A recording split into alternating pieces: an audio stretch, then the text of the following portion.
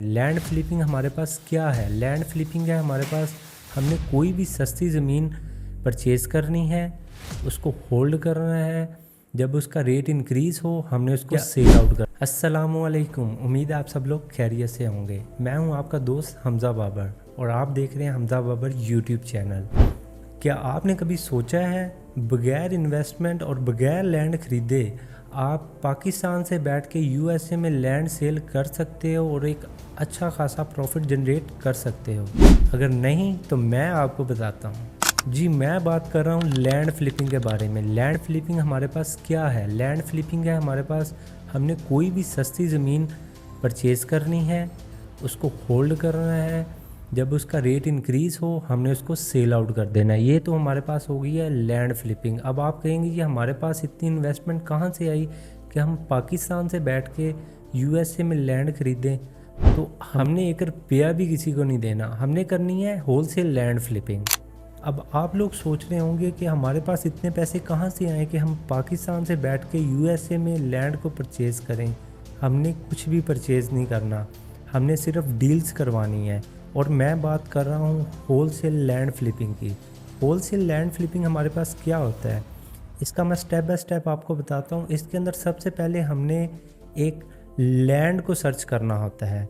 हमने लैंड को कैसे सर्च करना होता है? जिस तरह हम OLX, ज़मीन.com, पाकिस्तान के अंदर लोग इसके ऊपर लैंड्स वगैरह या प्रॉपर्टी वगैरह सर्च करते हैं, तो इसी तरह यूएसए के अंदर भी बेतहाशा साइट्स हैं। जिस तरह हमारे पास ज़िलो होगी या लैंड वॉच होगी, डिफरेंट इस तरह की हमारे पास रियल इस्टेट साइट्स हैं जहां से हम लैंड्स को देख सकते हैं और उसको होल्ड कर सकते हैं। आपने ऐसा लैंड सेलेक्ट करना है जो एक तो सस्ता हो और एक किसी ऐसी जगह पे हो जिसके रोड्स वगैरह करीब हों हर लिहाज से। मतलब इतना ज़्यादा भी रोड्स करीब, क्योंकि फिर जितना रोड्स फैसिलिटी होगी तो उतने रेट्स वगैरह उसके जो होते हैं ना वो उतने हाई हो जाते हैं।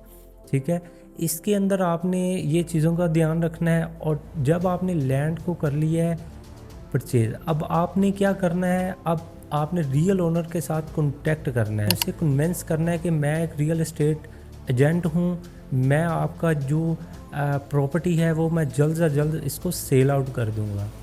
जब वो कन्विंस हो जाएगा आपने उसके साथ कुछ पेपर वर्क करना है जिसे हम एग्रीमेंट साइन भी कहते हैं। आपने एग्रीमेंट साइन करना है।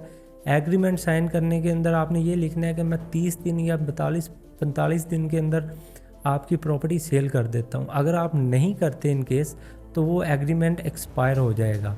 ठीक है, और आप उसके अंदर प्राइस नेगोशिएशन भी कर लेते हो कि फॉर एग्जांपल ये जो लैंड है ये $5000 का है और मैं इसको इतने का सेल करूँगा। जो $5000 आप उसके साथ एग्रीमेंट करोगे वो उसके होंगे, बाकी आप जितने का ऊपर सेल करेंगे वो आपका कमीशन होगा, वो आपका प्रॉफिट होगा।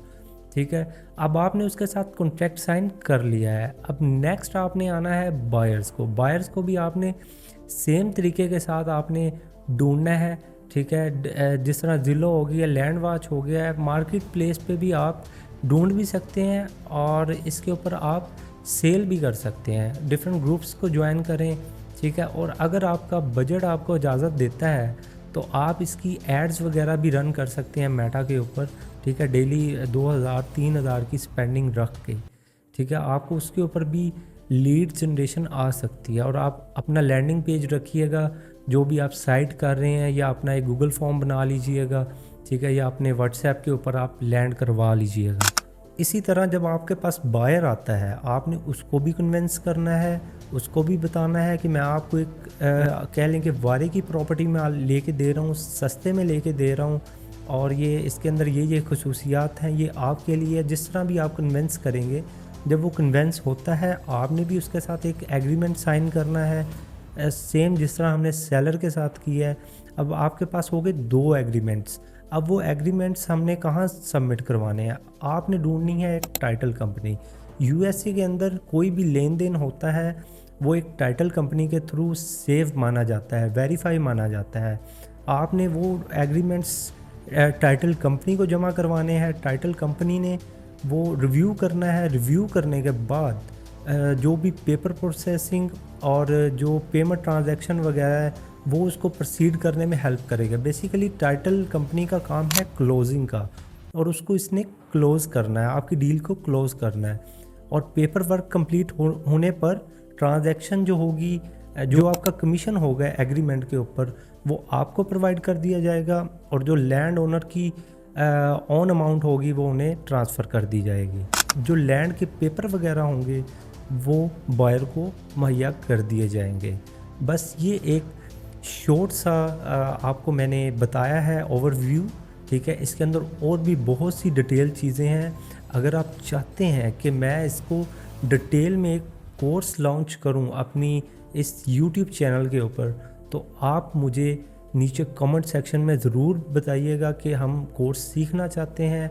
और अगर मुझे ये चीज़ लगी कि वाकई हमारी यंग यूथ एनर्जेटिक है, सीखना चाहती है, तो मैं इंशाल्लाह आप लोगों के लिए ज़रूर कोर्स को लेके आऊँगा और डीपली नॉलेज के साथ हर एक चीज़ आप लोगों को क्लियर करवाऊँगा।